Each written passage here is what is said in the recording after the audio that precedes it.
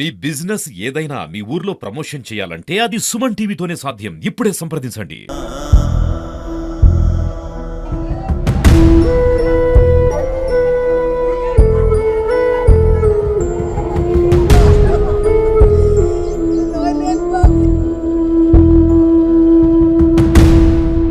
So ఏదైతే కంజర్‌లోని సత్యనారాయణ గురించి మాట్లాడుకుంటే ఒక ఎక్స్ సర్పంచ్‌గా తను బాధ్యతలు నిర్వహించినా కూడా ఏదైతే వియ్యంకుడినే చంపేసిన ఘటనలో ఖచ్చితంగా చిప్పకూడైతే తింటున్నాడు. ఏదైతే రిమాండ్‌కైతే తరలించారు అనేది మనకి క్లియర్‌గా తెలుస్తూ ఉంది. సో సత్యనారాయణకి సంబంధించిన ఇల్లు ఒకసారి చూడండి.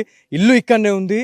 ఏదైతే వాళ్ళ సొంత కూతురు ఎవరైతే ఉందో వర్ష గురించి మాట్లాడుకుంటే వర్షని కూడా ఇక్కడే మనమున్న స్పాట్లోనే వాళ్ళకి ఏదైతే 10 అడుగుల దూరంలోనే ఆ వర్షని కూడా ఈ గోవర్ధన్ అనే క్యాండిడేట్కి అయితే పెళ్లి చేసి ఇవ్వడం అయితే జరిగింది. సో పెళ్లి అయిన తర్వాత ఖచ్చితంగా గొడవలు అవుతూ ఉంటాయి. అవన్నీ కూడా మనం కూర్చొని మాట్లాడాల్సుకున్న అవసరం అయితే ఖచ్చితంగా ఉంటుంది. కాకపోతే చాలా వరకు కూడా ఇన్సిడెంట్స్ అయితే జరుగుతున్నాయి. ఇక్కడికి వచ్చిన తర్వాత చూస్తే చాలా వరకు ఒక్కొక్క రకమైనటువంటి సమాధానాలు అయితే ఇస్తూ ఉన్నారు. సో వర్ష గురించి మాట్లాడుకుంటే మల్టిపుల్ టైమ్స్ కూడా తను సూసైడ్ అటెంప్ట్ చేసింది. సూసైడ్ అటెంప్ట్ చేస్తే ఎవరైతే ఈ కుటుంబీకులు నరహరికి సంబంధించిన కుటుంబీకులు ఎవరైతే ఉంటారో వాళ్ళంతా నా కనుసైగల్లో ఉంటారు, నా చేతిలో ఉంటారు, కొంత భయపెట్టిస్తే మనం చెప్పింది తింటారు అని చెప్పేసి చాలా వరకు మల్టిపుల్ టైమ్స్ ఆత్మహత్యకైతే పాల్పడ్డారు అనేది క్లియర్గా తెలుస్తూ ఉంది. 3 సార్లు అటెంప్ట్ చేశారు. 4వసారి మాత్రం ఖచ్చితంగా దేవుడు ఆమెను తీసుకొని వెళ్ళిపోయాడు. సో ఫైనల్గా వర్ష చనిపోయిన తర్వాతనే ఇక్కడ ఇవాళ హత్యలు అనేటి రోజుకి స్టార్ట్ అవుతూ ఉన్నాయి. ఏదైతే మనకి సత్యనారాయణ గురించి మాట్లాడుకుంటే ఒక లీస్ట్ అయితే ఉంది. ఆ లీస్ట్లో చాలామంది ఫ్యామిలీ మెంబర్స్ నేమ్స్ అయితే ఉన్నాయి అనేది క్లియర్గా తెలుస్తూ ఉంది. రిమాండ్ నుంచి వచ్చిన తర్వాత ఎవరిని కూడా లేదు ఖచ్చితంగా వాళ్ళ మీ అంతు చూస్తా అని చెప్పేసి టార్గెట్ చేసి మరి పోయారు అని చెప్పి తెలుస్తూ ఉంది. సో లోపలికి వెళ్దాం. ఏదైతే వర్ష గురించి మాట్లాడుకుంటే వర్ష వల్లనే ఇవాళ ఈ ఇన్సిడెంట్ అనేది స్టార్ట్ అయింది. సో గోవర్ధన్ వర్ష వీళ్ళ వల్లనే ఈ 2 ఫ్యామిలీలు అనేటివి ఇలా కొట్టుకొని నరుక్కొని చంపే పరిస్థితి అయితే వచ్చిందనేది మనకు క్లియర్గా తెలుస్తూ ఉంది. సో వర్ష చనిపోయిన తర్వాత సెటిల్మెంట్స్ అయిపోయినాయి. సెటిల్మెంట్స్ ఏవైతే మనకి వర్షని గోవర్ధనే చంపాడు అనేది ఒక ప్రాథమిక సమాచారంతో ఒక అంచనాతోని మరి వాళ్ళు అనుకోవడమా లేకపోతే ఏందో తెలియదు. కానీ ఏదైతే గోవర్ధన్ జైల్లో ఉండడం చూసి గోవర్ధన్ ఇంటికి వచ్చి వాళ్ళ మామ వాళ్ళు కావచ్చు, ఏదైతే అత్తగారింటికి సంబంధించిన వ్యక్తులు వచ్చి పూర్తిగా ఈ ఇల్లునైతే కొల్లగొట్టడం జరిగింది. ఈ తాళాలు అనేటివి పలగొట్టేసి వాళ్ళు ఏవైతే సామాన్ ఇచ్చిర్రో, ఏదైతే బాసనలు కావచ్చు, ఏదైతే బోళ్ళు ఇస్తారో అవన్నీ కూడా ఫర్నిచర్ సామాన్ అవన్నీ కూడా తీసుకొని వెళ్ళిపోయారు. దౌర్జన్యంగా ఇవన్నీ పలగొట్టేసి వెళ్ళిపోయారు అనేది క్లియర్గా తెలుస్తుంది. లోపలికి వెళ్దాం. సో ఇదంతా కూడా మొత్తం ఖాళీ అయిపోయింది. దీంట్లో యాక్చువల్లీ గోవర్ధన్ ఉండే ఫ్యామిలీ ఇది. గోవర్ధన్ వర్ష ఇద్దరు కూడా ఇక్కడ వాళ్ళు జీవనం కొనసాగించారు. ఏదైతే 3 పిల్లల్ని కూడా ఇకనే వీళ్ళు కన్నారు. చాలా మంచిగా ఉండే, కాకపోతే సడన్గా కొంత మిస్కమ్యూనికేషన్ వల్లే ఈ హత్యలు అనేటివి జరుగుతున్నాయి అనేది క్లియర్గా తెలుస్తూ ఉంది. సో లోపలికి వెళ్దాం. ఇదంతా కూడా గోవర్ధన్ వర్షలకు సంబంధించిన ఇల్లు ఇది. సో ఇదంతా మొత్తం ఫర్నిచర్తో నిండిపోయి ఉంటుంది. ఇదంతా కూడా ఖాళీ ఉంది అనేది తెలుస్తుంది. లోపలికి వెళ్ళి ఒక్కసారి విజువల్స్ చూస్తే మొత్తం కూడా ఖాళీ చేసేసారు. ఇదంతా ఈ ఇల్లు మొత్తం ఖాళీ చేసేసారు. దాంట్లో మొత్తం సామాన్ ఉండే ఏదైతే వర్షకి ఇచ్చిన సామాన్ ఏదైతే ఉంటుందో వాళ్ళంతా కూడా తీసేసారు అనేది మనకు క్లియర్గా తెలుస్తుంది. ఇదంతా అంటే ఎవరు లేని టైంలోనే ఇదంతా తీసేసుకొని పోయారు అనేది క్లియర్గా తెలుస్తుంది. వర్షనమ్మా ఇది యాక్చువల్లీ ఇది వర్షకు సంబంధించిన ఫోటో. ఇది ఫ్యామిలీ ఫోటో. గోవర్ధన్ వర్షలకు 2 కొడుకులు ఉన్నారు. 2 కొడుకులు, ఒక పాప ఉంది అనేది క్లియర్గా తెలుస్తూ ఉంది. సో పాప గురించి కూడా ఒక నిజం బయట పెట్టారు వాళ్ళ ఫ్యామిలీ మెంబర్స్. ఏదైతే మనకి వర్షకు సంబంధించిన ఏదైతే వర్ష గోవర్ధన్లకు పుట్టిన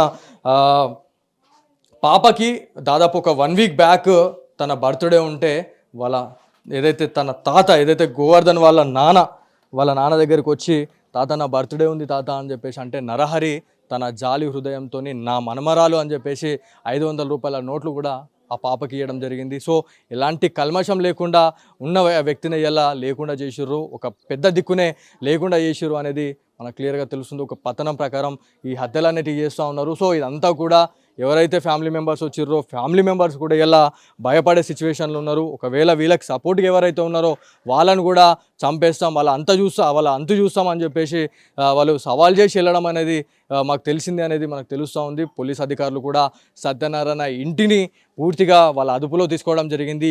ఎవరు కూడా రాకుండా ఉండేందుకు పూర్తి చర్యలు తీసుకున్నారు. దాదాపు స్పెషల్ పార్టీ కావచ్చు, మోపాల్కి సంబంధించిన పోలీస్ అధికారుల నేతృత్వంలో ఇదంతా పకడ్బందీగా ఈ చర్యలు అయితే తీసుకున్నారు అనేది క్లియర్గా తెలుస్తూ ఉంది. సో ఇదంతా కూడా నరారికి సంబంధించిన ఫ్యామిలీ మెంబర్ ఈరోజు 3వ రోజు.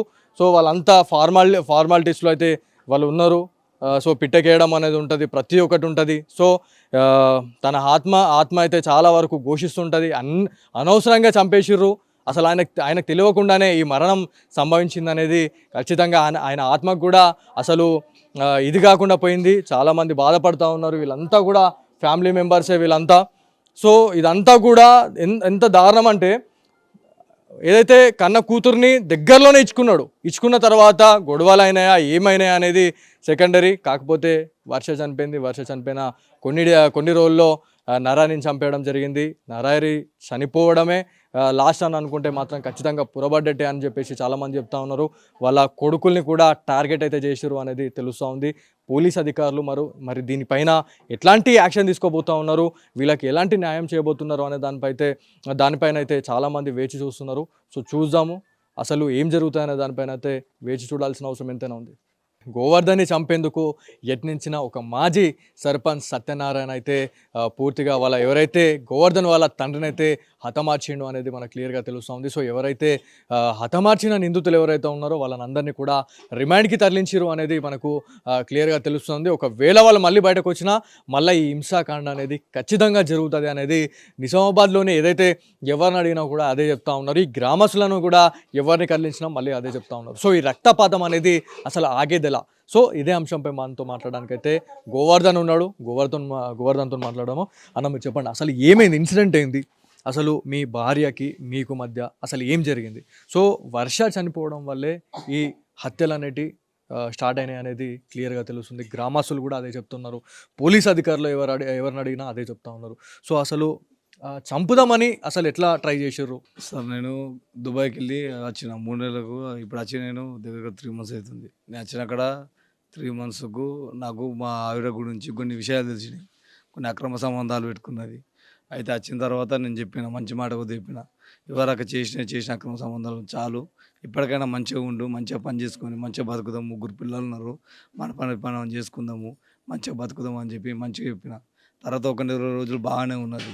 మళ్ళీ తర్వాత వాళ్ళ నాన్న వాళ్ళ అమ్మగిన రెచ్చగొట్టి నన్ను దుబాయ్కో అని చెప్పి మళ్ళీ నేను అడ్డుకున్నా అని చెప్పి, వీళ్ళకి అడ్డస్తున్నా అని చెప్పి, వీళ్ళ అక్రమ సంబంధాలకు వీళ్ళకి అడ్డస్తున్నా అని చెప్పి మళ్ళీ నన్ను దుబాయ్కోమని చెప్పి వాళ్ళ నాన్న వాళ్ళ అమ్మ వాళ్ళ అందరూ మా భార్యకి అందరు టార్చర్ వేస్తే నేను దుబాయ్కి వెళ్ళను, ఏం చేయలేను అని చెప్పి ఇక్కడ రెనాల్డ్ షోరూమ్లో వాచ్మెన్ జాబ్ సెక్యూరిటీ జాబ్ చేసిన. మీతో పాటు వర్ష కూడా ఒక రిలయన్స్లో చేసింది అని మనకి ఒకటి వచ్చింది. సో మరి ఎన్ని మంత్స్ ఇట్లా చేశారు మీరు కలిసిమెలిసి? రిలయన్స్ వల్ల ఆమె ఒక 1 month చేసింది సార్. నేను రెనాల్డ్ షోరూమ్లో 2 నెలలు వేసాను సార్.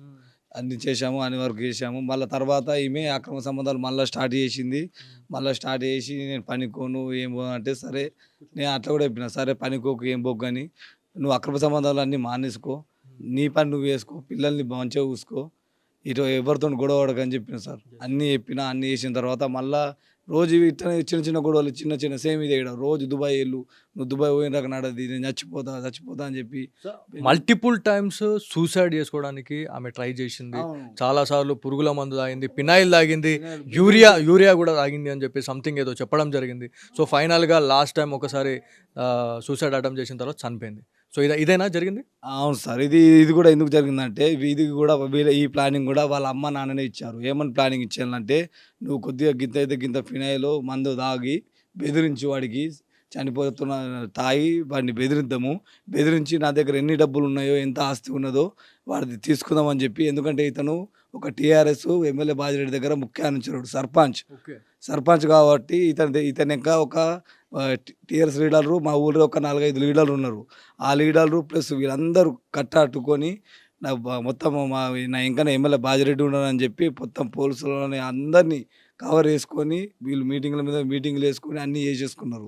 దాదాపు మాకు తెలిసిన ఇన్ఫర్మేషన్ కూడా సేమ్ అదే.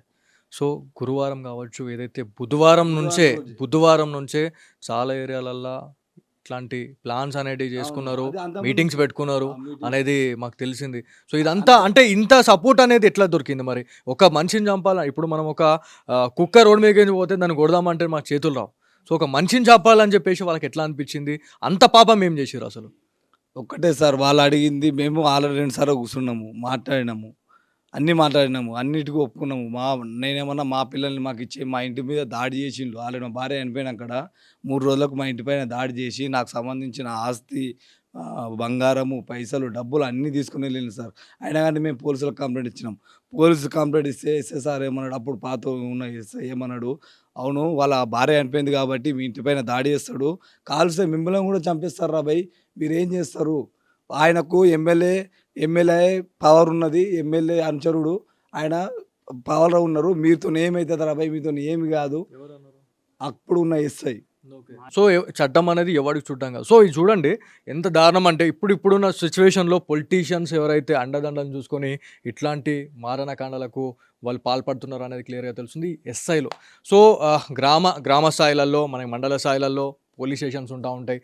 సో ఇదే మండలానికి సంబంధించిన మోపాల్కి సంబంధించిన ఎస్ఐ ఇట్లాంటి వత్తాసు పలకడం అనేది ఇంతవరకు కరెక్ట్. సో ఏదైతే మాజీ ఎస్ఐ, సో అదే యాక్చువల్లీ సో ఇప్పటి ఎస్ఐ కాదండి, యాక్చువల్లీ ప్రీవియస్లో ఎవరైతే ఎస్ఐగా పనిచేసిన వాళ్ళు ఎవరైతే ఉన్నారో బాధ్యతల్లో ఎవరైతే ఉండనో వాళ్ళు చేశారు. అంటే ఇట్లా సపోర్ట్ ఇవ్వడం వల్ల ఇట్లాంటి గ్రామాలలో ఇట్లాంటి ఇన్సిడెంట్స్ జరుగుతున్నాయి అనేది కరాఖండిగా చెప్పగలుగుతున్నాం.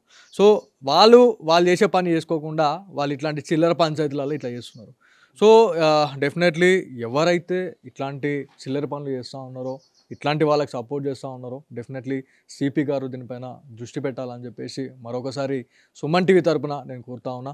సో అంతా జరిగిన తర్వాత కూడా ఆ రోజు బుధవారం నైట్ ప్రీ ప్లాన్డ్గా ఎవరైతే మీరు లేని టైంలోనే ఇదంతా మర్డర్ అయితే చేశారు అనేది క్లియర్గా తెలుస్తుంది. ఆ రోజు మొత్తం టీఆర్ఎస్ వాళ్ళందరూ, టీఆర్ఎస్ లీడర్లు ప్లస్ మా మామ, వీళ్ళ ఫ్యామిలీ కుటుంబ సభ్యులు, వీళ్ళ బామ్మర్దులు, వీళ్ళ కొడుకులు, వీళ్ళందరూ ప్రీ ప్లాన్గా మొత్తం ఒకరు అక్కడ ఒక ఫామ్ హౌస్లో దావత్ తీసుకొని మొత్తం చర్చించుకొని ప్రీ ప్లాన్గా అక్కడొక 3 కావాలని అక్కడ ఒక 3 కార్లను పెట్టుకున్నారు.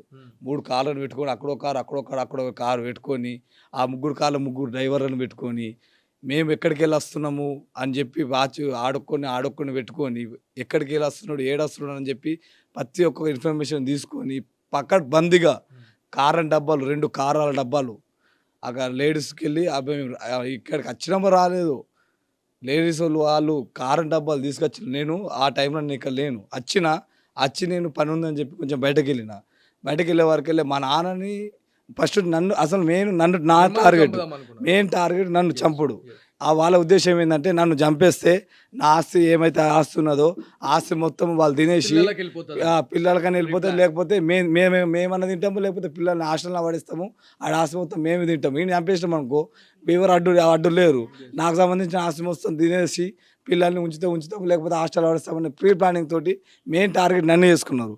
నేను దొరకకపోయే వరకు వెళ్ళి ప్రీ ప్లాన్డ్గా ఇక మా నాన్న రాగానే ఇక్కడ వచ్చి కూర్చున్న మనిషిని ఇక్కడికి వెళ్ళి లాక్కెళ్ళి ప్రీ ప్లాన్కి లాక్కెళ్ళి మా అన్నని కళ్ళలో కారం కొట్టి మా చిన్నమ్మని మొత్తం కడుపులో దాన్ని దగ్గర ఒక 14 మంది ఆడోళ్ళు మొగుళ్ళు కలిసి మొత్తం దగ్గర 14 మంది. సో ఈ హత్యలో దాదాపు 14 మంది ఇన్వాల్వ్ అయ్యారని మీరు చెప్తున్నారు.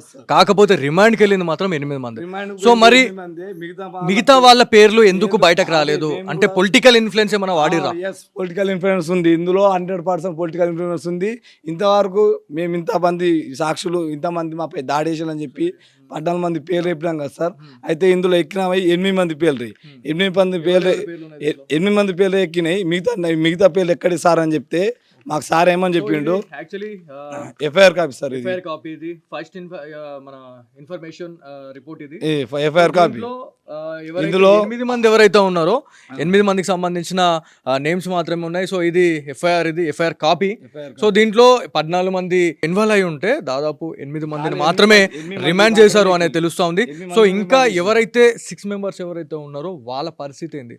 సో వాళ్ళు వీళ్ళని చంపాలి అని చెప్పేసి డెఫినెట్లీ ప్లానింగ్ తోనే ఉంటారు కాబట్టి వాళ్ళ పేర్లు ఎందుకు రాలేదు అనేది వాళ్ళు ఎవరైతే ఏదైతే 6 ఉన్నారో వాళ్ళ పేర్లు వాళ్ళు మరి ఎందుకు బయట పెట్టలేకపోతున్నారు?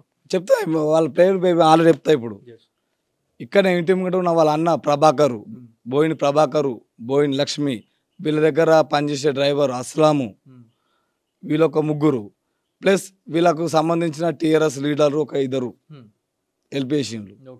వాళ్ళొక ఇద్దరు, ఇంకొక అతను మొత్తం దగ్గర దగ్గర ఒక 6 మిస్ అయినారు సార్ ఇప్పుడు. సో ఆ రోజు ఒకవేళ మీరుండుంటే మేము అప్పుడు ఆ పరిస్థితి రోజు ఏంటి అసలు? ఆ మీరు రోజు ఆ ఇవాళ రోజు బతికి ఉండేవాళ్ళు అనుకుంటున్నారా? ఆ రోజు నేను వాడికి నన్ను చంపేస్తుండే, మా నాన్నని చంపేస్తుండే, మా అన్నని కూడా చంపేస్తుండే. ఆ రోజు మమ్మల్ని కాపాడతలిగి మా నాన్న మా గురించి ప్రాణత్యాగం చేసి చనిపోయాడు. ఆ రోజు మా నాన్నని కోడిని కోసినట్టు కోసి గడ్డగోలు ఒకటి పెద్ద పెద్ద గడ్డగోలు ఆ గుడిసెలకి వెళ్ళి మేము ఎదురుకున్న గుడిసెలకి వెళ్ళి కోసేసి మరి ప్రీ ప్లానింగ్ తోటి గడ్డగోలు బట్టి 14 మంది కొట్టిండ్రు. మా చిన్నమ్మని ఆడవాళ్ళు అందరూ కలిసి వచ్చి కడుపులో బట్టి మొత్తం కొడితే ఇప్పుడు హాస్పిటల్లో ఆపరేషన్ అయింది ఆల్రెడీ. ఆమె కూడా చనిపోతుందో బతుకుతుందో అనే పరిస్థితిలో ఉన్నది. డాక్టర్లు కూడా గ్యారెంటీ ఇస్తలేరు. మా పిల్లల్ని కూడా కిడ్నాప్ చేసుకొని ఇప్పుడు వాళ్ళ దగ్గర ఉంచుకున్నారు. మాకు ఇప్పుడు ఎటువంటి న్యాయం జరగకపోతే మాత్రము మేము ఇక్కడ ఈ న్యాయ పోరాటం వేస్తాం సార్. మాకు ఎవరితో మాకు సంబంధం లేదు. మాకు జరగాల్సిన న్యాయం మాకు జరగాలి. రేపటి నాడు కూడా మాకు ప్రాణహాని ఉంది, ఇంకా ప్రాణహాని ఉంది. 14 మంది పేర్లు రేపితే కాదు, ఇప్పుడు 8 మంది పేర్లు ఎక్కించుళ్ళు, ఇంకా 6 తప్పించుళ్ళు. ఈ 6 ఎందుకు తప్పించిండ్రు అంటే మమ్మల్ని చంపదలుగా అని చెప్పి వాళ్ళని తప్పించి ఎక్కడో దాసపెట్టిండు. మేము అడిగితే ఏం చెప్తున్నారు, ఎంక్వైరీ వేస్తున్నాం అంటున్నారు. ఎక్కడ వేస్తున్నాం ఎంక్వైరీ అంటే నిజామాబాద్ పోలీస్ స్టేషన్ వేస్తున్నారు అంటారు. నిజామాబాద్ పోలీస్ స్టేషన్లో ఎక్కడ వేస్తున్నారు అని అడిగితే చెప్తలేరు. వస్తున్నారు వాళ్ళింటికనే బందోబస్తు చేసుకుంటూ పోతుండ్రు. మేము అట్లా కూడా అడిగినాం సార్, మరి మీ బాధితులు మేం కదా, మీరు మాకు బందోబస్తు చేయాలి కదా, వాళ్ళింటి ఎందుకు బందోబస్తు చేస్తున్నారు అట్లా కూడా మేము అడిగినాము.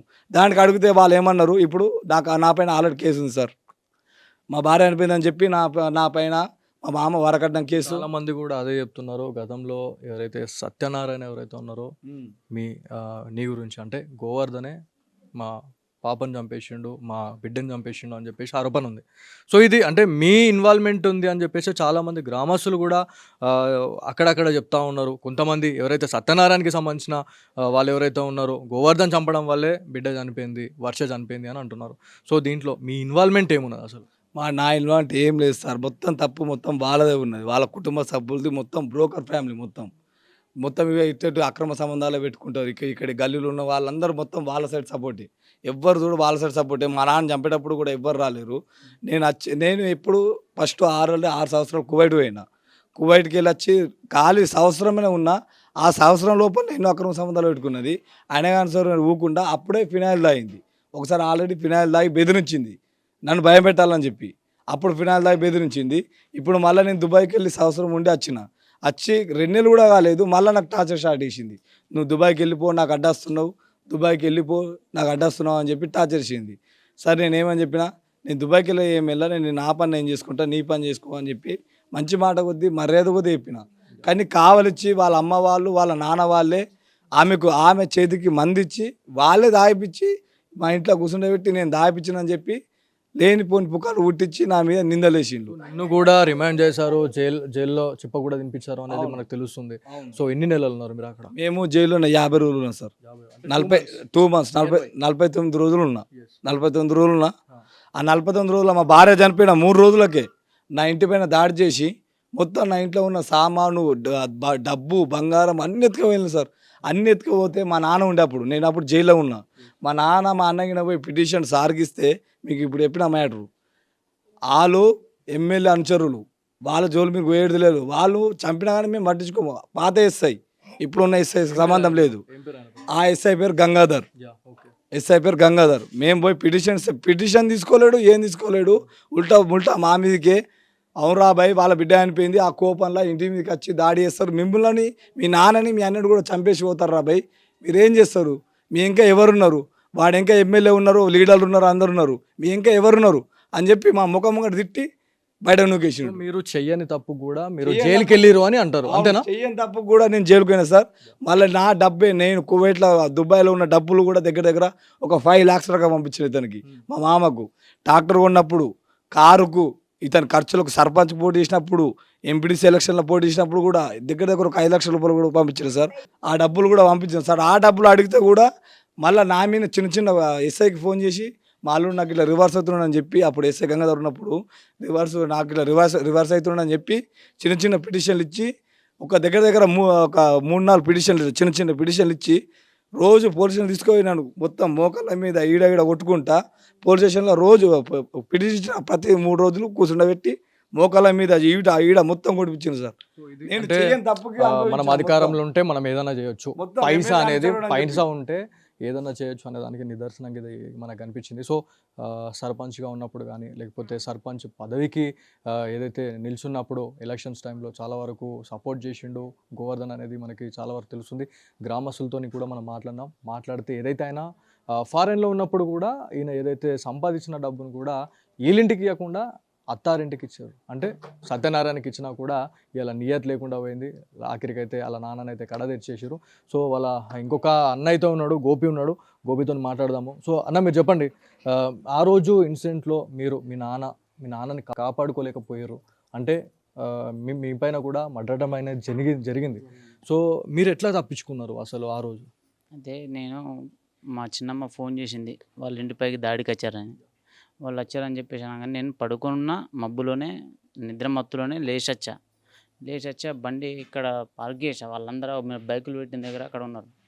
అక్కడికి నుంచి నేను బండి దిగగానే నా పైన పొడికారం చల్లేశారు. పొడికారం చల్లి వాళ్ళు వచ్చిన వాళ్ళలో 6 నా పైన మొత్తం కర్రలతో దాడి కొట్టడం స్టార్ట్ చేశారు. నేను చేతిలో సపోర్ట్ పెట్టుకున్నా. మొత్తం ఈ బోన్స్ అన్నీ ఫ్రాక్చర్స్ అయినాయి. ఆ గవర్నమెంట్ హాస్పిటల్ సర్టిఫికేట్స్ ఉన్నాయి. మొత్తం ఈ చేతులు తలకు సూదలినాయి. నా కళ్ళలో కారం ఉందని చెప్పి కడుక్కోవడానికని లోపలికి వచ్చి వాష్ చేసుకొని కొద్దిగా కళ్ళు మంట తగ్గిందని చెప్పి బయటకు వెళ్ళి చూసేళ్ళకి మా నాన్న చంపేశారు. మొత్తం చంపేసి వెళ్ళిపోయారు. అది పారిపోయారు. నా దగ్గర లోపలికి వచ్చిన వాడికి నేను కూడా చనిపోతాను. మా చిన్నమ్మ అక్కడ నాన్నను కొట్టేప్పుడు అక్కడనే ఉన్నది కదా, ఆమెని వాళ్ళు ఇష్టం ఉన్నట్టు తన్నీర్రు కొట్టిర్రు, కడుపులో గుద్దిర్రు, తన్నీర్రు, చాలా టార్చర్ చేసిర్రు. ఇప్పుడు లైవ్లో ఇన్సిడెంట్ జరిగినప్పుడు అయితే మీరు ఉన్నారు. సో దాదాపు అంటే అప్రాక్సిమేట్లీ 14 మంది, ఒక్కొక్కరు ఏమంటున్నారు 10 మంది ఉన్నారు, 15 మంది ఉన్నారు, అది ఇది అని చెప్తున్నారు. సో ఇక్కడ ఇన్సిడెంట్ జరిగేటప్పుడు ఆ టైంలో ఒక చిన్న ఇన్సిడెంట్ ఏమైనా జరిగితే ఏమైనా మనం అరిచినా లేకపోతే కేకలు వేసినా కూడా బయటకు వచ్చి చాలామంది వస్తారు. మరి ఆ టైంలో మర్డర్ చేసే టైంలో మీ గ్రామస్తులే కానీ లేకపోతే ఇక్కడ ఈ ఏరియాలో ఉన్న ఎవరైతే కొంతమంది ఎందుకు ఆపలేకపోయారు అనేది చాలామందికి ఉన్న క్వశ్చన్. దానికి రీజన్ ఏంటంటే మేము ఇక్కడ ఈ గల్లీ వాళ్ళందరూ వాళ్ళ హ్యాండ్ ఓవర్లో ఉన్నవాళ్ళు, చెంచాలు వీళ్ళందరూ, ఈ గల్లీకి ఉన్న వాళ్ళందరూ. మేము సపరేటు మేము ఒక రూట్లో వెళ్ళే వాళ్ళం. వాళ్ళలాగా తప్పుడు అవినీతి పరులాగా మేము చేసే వాళ్ళం కాదు. మేమనేది మాది కరెక్ట్, మేము మా పద్ధతిలో మేము వెళ్తాం.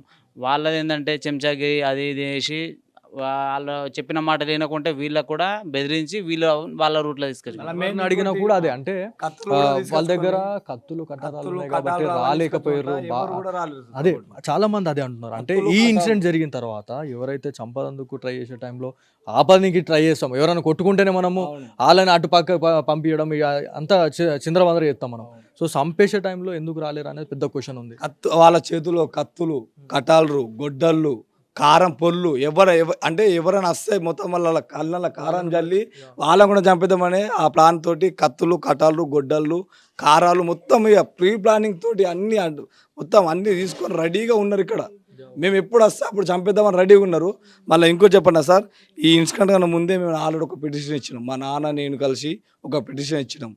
ఇట్లా 2 సార్లు కూర్చొని మాట్లాడినాం సార్, మా దగ్గర లేదు పంచాయతీ, మా నాన్నకు నాకు మా అన్నకు ప్రాణహాని ఉందని చెప్పి ఆల్రెడీ మేము పిటిషన్ కూడా ఇచ్చినాం సార్. మోపల్లా ఇప్పుడున్న ఎస్ఐకే పిటిషన్ ఇచ్చినాం సార్. ఆల్రెడీ పిటిషన్ ఇస్తే సార్ ఏమన్నాడు, బాబు ఓకే సార్, ఓకే బాబు మాట్లాడతా, గణప పండుగ ఉన్నది కదా, ఒక 2 రోజులు అయిన తర్వాత మాట్లాడతాను అని ఆ సార్ హామీ ఇచ్చారు సార్. యాదగిరి సార్ మాకు హామీ ఇచ్చారు సార్. హామీ ఇచ్చారు కానీ మాట్లాడలేరు సార్. ఒకవేళ మేము ఇప్పుడు ఇచ్చిన పిటిషన్ అప్పుడే ఒక 2 రోజుల తర్వాత 3 రోజుల తర్వాత పిలిపించి మరి మాట్లాడిన వాడికి ఈ పానం అనేది పోయి ఇంతవరకు రాకపోతుండే. సో ఫైనల్గా మీరు నిజామాబాద్ సిపికి కావచ్చు, ఏదైతే ప్రజాప్రతినిధులకు కావచ్చు, మీరు ఏం చెప్పాలనుకుంటున్నారు? ఒకవేళ మళ్ళీ బయటకు వస్తే మళ్ళీ మీకు థ్రెట్ ఉంది అని అనుకుంటున్నారా లేదా? థ్రెట్ ఉన్నది. మేము ఇప్పుడు ఆల్రెడీ మేము ఇచ్చిన కంప్లైంట్ మీకు వెళ్ళి మాకు అర్థమవుతుంది. మొత్తం 14 మంది 16 మంది పేర్లు ఇవ్వంగా ఓన్లీ 8 మంది పేర్లు ఎక్కించిండు. ఇంకా దగ్గర 6 మందిని బయట పెట్టిండు. ఎందుకు? మిగతా మా ఫ్యామిలీని కూడా చంపేయాలని చెప్పి వాళ్ళు కక్షతో ఉన్నారు. ఎందుకంటే వాళ్ళ సైడు ఎమ్మెల్యే బాజిరెడ్డి మొత్తం సపోర్ట్ ఉన్నది, పోలీసుల సపోర్ట్ ఉన్నది. ప్రీ ప్లానింగ్ తోటి ఆల్రెడీ డబ్బులు వాళ్ళకు ముందే డబ్బులన్నీ ఇచ్చేసి పనిచేసి వాళ్ళ ఇంటికి బందోబస్తు రోజు 4 కాళ్ళు వచ్చి బందోబస్తు పెట్టేసుకున్నారు. ఆ రోజు సంఘటన రోజు కూడా దగ్గర 100 మంది బెటాలియన్ దించిండు. మాకు సపోర్ట్ లేరు కానీ వాళ్ళ ఇంటి చుట్టూ సపోర్ట్ మొత్తం 100 మంది పోలీసులు వచ్చిండ్రు కానీ మొత్తం వాళ్ళ సైడ్ సపోర్ట్ ఉన్నారు కానీ ఒక్కరు కూడా ఇంతవరకు మా ఇంటికి వచ్చి ఒక్కరు కూడా వచ్చి ఎంక్వైరీ చేయలేరు, మా ఇంటికి బందోబస్తు రాలేరు. వాళ్ళ ఇంటికి ఎంక్వైరీ ఉంటుంది కానీ మా ఇంటికి ఎందుకు ఉంటలేరు? వాళ్ళు రాజకీయ నాయకుడు కాబట్టి ఆయన ఇంకా రాజకీయ బలం ఉందని చెప్పి వాళ్ళకు సపోర్ట్ ఇస్తుండ్రు. అదే మాట నేను అడిగితే ఏమంటున్నారు సార్? ఇప్పుడు ఒకటే మాట చెప్తాను, వాళ్ళకు అడిగితే ఏమంటున్నావు, నీ కండిషన్ బెయిల్ నేను వచ్చినారు, నువ్వు బాగా మాట్లాడుతున్నావు, నీ కండిషన్ బెయిల్ నేను క్యాన్సల్ చేసి నేను మళ్ళీ నేను ఎట్లా జైలు పంపాను అట్లా జైలు పంపిస్తా అని చెప్పి బెదిరిస్తున్నారు సార్. ఉన్నమాట ఒక విషయం ఏంటంటే మీ పిల్లల గురించి మాట్లాడుకుంటే దాదాపు వాళ్ళంతా కూడా వాళ్ళ దగ్గరనే ఉన్నారు అని మాకు తెలుస్తుంది. మీ పిల్లలు ఎవరైతే ఇద్దరు కొడుకులు ఒక బిడ్డ, ఇద్దరు కొడుకులు ఒక బిడ్డే ప్లస్ నాకు సంబంధించిన ప్రతి ఒక్క పేపర్ దగ్గర ఒక 50 లక్షల ప్రాపర్టీ మొత్తం పాస్బుక్లు కానీ బాండ్ పేపర్లు కానీ గోల్డ్ కానీ నా ఇంట్లో ఉన్న క్యాష్ కానీ ప్రతి ఒక్కటి వాళ్ళ హ్యాండ్ ఎవరైనా ఉన్నది. ప్లస్ నా 3 పిల్లల్ని కూడా కిడ్నాప్ చేసుకొని వాళ్ళ దగ్గరనే ఉంచుకున్నారు, వాళ్ళ చేతిలో ఉంచుకున్నారు అన్నట్టు. మొత్తం గ్రిప్ అనేది వాళ్ళ చేతిలో ఉంచుకున్నారు. రేపటి నాడు నేను బయటకు వచ్చినప్పుడు మా మాట వినకపోతే వీడిని చంపేసి ప్లాన్తో వాళ్ళు ఆ ప్లాన్తోనే ఉండే ఇవన్నీ చేసి ప్లాన్తోనే వేసిండు. అప్పుడు మొత్తం ఇప్పుడు మా ఇంట్లో ఏ వస్తువు కూడా లేదు. అయితే ఆ రోజు సిఎస్ఆర్ వచ్చిండు, సిఎస్ఆర్కి చెప్తే సిఎస్ఆర్ చెప్పిండు, మీ సామాను మీకు ఇప్పించేస్తాము, మీది మీకు ఇప్పించేస్తాము, లేకపోతే ఎఫ్ఐఆర్ కేసు నమోదు చేస్తామని చెప్పి సిఎస్ఆర్ చెప్పిండు. మేము ఇప్పటికి కోరుకుంటుంది ఒకటే, మాకు జరగాల్సిన న్యాయం ఒకటే, మాకు ప్రాణహాని ఉంది. మాకు ఎటువంటి ప్రాణానైనా బాధ్యత వాళ్ళదే. ఇంకోటి మాకు నా పిల్లలు నాకు కావాలా, నా ఇంటికి వెళ్ళి తీసుకున్న సామాన్ ఏదైతే ఉందో అది రికవరీ చేసి ఇవ్వాల్సిన బాధ్యత పోలీసులది. మేము కోరుకునేది ఇదొకటే న్యాయము. మా ఫ్యామిలీకి కూడా ఎటువంటి హాని జరిగినా కానీ అది మా సత్యనారాయణకు సంబంధించిన కుటుంబ సభ్యుల బాధ్యతనే. సో ఇది యాక్చువల్లీ నిజామాబాద్ జిల్లాలో ఇట్లాంటి దారుణం జరిగిన తర్వాత చాలామంది యావత్ 2 తెలుగు రాష్ట్రాల ప్రజలైతే ఒక్కసారి ఉలిక్కిపడ్డారు. సో ఒక వియ్యంకున్నే ఆయన చంపడం అనేది చాలా దారుణం ఇది. సో ఏదైతే గోవర్ధన్కి సంబంధించి యాక్చువల్లీ ప్రీ ప్లాన్డ్గా ఒక స్కెచ్ చేసారు, కాకపోతే బోర్లా పడ్డారు. కాకపోతే ఏదైతే గోవర్ధన్కి సంబంధించిన తండ్రి ఎవరైతే ఉన్నారో నరహరిని అయితే చంపేసి వెళ్ళిపోయారు. ఒకవేళ మళ్ళీ వాళ్ళని ఆల్రెడీ అరెస్ట్ చేశారు, రిమాండ్కి పంపించారు, వాళ్ళు ఆల్రెడీ చిప్పకూడు తింటా ఉన్నారు. కాకపోతే మళ్ళీ అన్ఫార్చునేట్లీ బెయిల్ పైన బయటకు వస్తే మాత్రం డెఫినెట్లీ వీళ్ళ ప్రాణాలకైతే హాని ఉంది అని చెప్పేసి గోవర్ధన్ అయితే చెప్తా ఉన్నారు. సో ఇది ఇక్కడ ఉన్న తాజా పరిస్థితి. కెమెరా పర్సన్ కార్తిక్తో బాలు, సుమన్ టీవీ, కంజర్ నుంచి.